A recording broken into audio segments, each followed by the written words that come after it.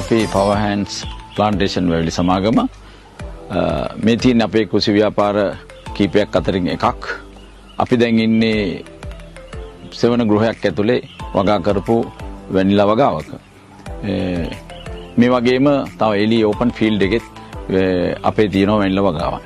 දැනට අක්කර 100ක පමණ අපේ මේ වගේ වැනිලා වතු තියෙනවා. අපි තමයි වැනිලා වගාවේ ප්‍රමුඛයා.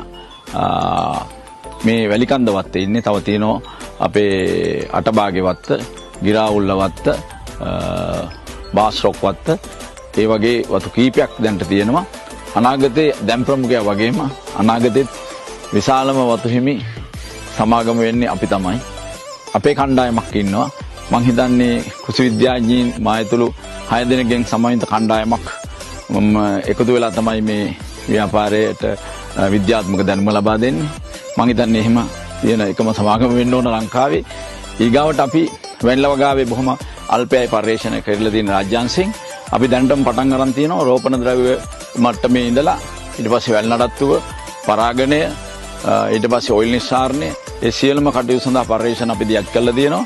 අපි බලාපොරොත්තු වෙනවා අනාගතේ කෘත්‍රිම වැනිලා වලට තියෙන ඉල්ලුම අඩු වෙමින් පවතින කාලයක මේ ස්වාභාවික 100% කාබනික වගාවක් වන අපේ වතු වලින් වැනිලා ඔයිල් නිෂ්පාදනය කරලා අපේ ලංකාව ඇතුලේ විශාල රැකියා ප්‍රමාණයක් උත්පාදනය කරලා විදේශ විනිමය ලංකාවට ගේන්න. ඒ වගේම මේ කෘෂි ව්‍යාපාර කරන ගමන්ම සමාජ සත්කාරයක් විදිහට අපි දැන් පටන් ගන්න තියෙනවා.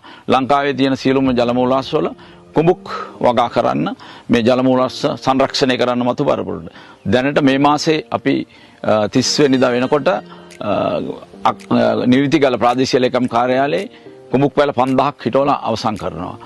අපි ඊටාම සාර්ථක පරිසර හිතකාමී කෘෂි ව්‍යාපාරයක් විදිහට තවදුරටත් විවිධාංගීකරණය කරමින් ඉදිරියට යන සමාගමක් බව මම ප්‍රකාශ කරනවා.